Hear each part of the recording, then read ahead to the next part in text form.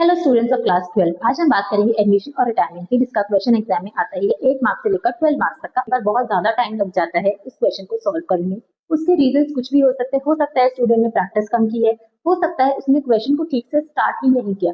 Question को अगर आप ठीक से एक स्ट्रैटेजी के साथ स्टार्ट करोगे तो आप उसको ठीक से with in the limited time frame आप उसको खत्म भी कर पाओगे। कभी भी एडमिशन या रिटायरमेंट का क्वेश्चन आए तो आपको क्या स्ट्रैटेजी बनानी है, कैसे इसको टैकल करना है, वो मैं आपके साथ शेयर करती हूँ। सबसे पहले आपने अपना क्वेश्चन पढ़ा। क्वेश्चन पढ़ने के बाद आप अपने अकाउंट्स के फॉर्मेट्स बनाएंगे।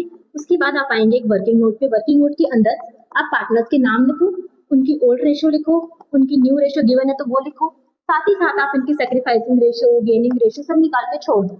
उसके बाद आप आएंगे रिवैल्यूएशन अकाउंट पे। रिवैल्यूएशन अकाउंट में आप इस साइड लिखेंगे जितनी भी आपको खुशियां मिल रही है, लाइक आपका कोई भी एसेट अगर बढ़ रहा है और लायबिलिटी अगर आपकी कम हो रही है, इसका ऑपोजिट हम उसकी लिख देंगे डेबिट साइड। कोई भी ऐसी चीज जिससे आपको दुख हो रहा है, दुख किससे होगा, या तो आपका एसेट कम हो रहा होगा या लायबिलिटी बढ़ रही होगी। ऐसे आपका रिवैल्यूएशन अकाउंट बन जाएगा, रिवैल्यूएशन का प्रॉफिट आएगा। फिर आपके पास आता है partners capital account. Partners capital account में आप ओपनिंग बैलेंसेस डालेंगे, जितनी भी आपकी बैलेंस शीट के अंदर फिगर्स दी हुई है ऑलरेडी से, like profit and loss account का क्रेडिट बैलेंस हो सकता है कोई ओल्ड गुडविल है वो आपको राइट ऑफ करनी है। वर्कमैन कॉम्पनसेशन रिजर्व है, आप उसकी एंट्री करेंगे कि क्लेम कितने का था, कितना आपका पार्टनर्स को गया, और हमेशा ये किसमें डिस्ट्रीब्यूट होगा, old partners in the old ratio, whether it is admission और रिटायरमेंट। जो मेजर एडजस्टमेंट आती है वो आती है आपकी गुडविल की। हमेशा आपको गुडविल डिस्ट्रीब्यूट करनी है एज पर एडमिशन और रिटायरमेंट, सैक्रिफाइसिंग और द गेनिंग रेशियो। आपको हमेशा अपने माइंड में कॉन्सेप्ट क्लियर होना, पैसा किसको मिल रहा है उसके हिसाब से आप उसकी एंट्री करें, और हमेशा वर्किंग नोट में एंट्री को थोड़ा लिख के देखें ताकि आप उसकी पोस्टिंग में कोई प्रॉब्लम ना हो। मोस्टली बच्चे इनकी पोस्टिंग में प्रॉब्लम करते हैं। अपना कैपिटल अकाउंट में आता है कि हो सकता है आपको क्वेश्चन ने बोला कि कैपिटल्स को एडजस्ट करना है, तो जो क्वेश्चन बोलेगा वही हमारा फॉरमोस्ट आधार होना चाहिए। हमें उसी के हिसाब से क्वेश्चन को सॉल्व करना है। मैं कोई एक तरीका आपको नहीं कह सकती कि हाँ इस तरीके से आप एडजस्टमेंट ऑफ कैपिटल करें, जैसे क्वेश्चन बोलेगा वैसे हमें करना है।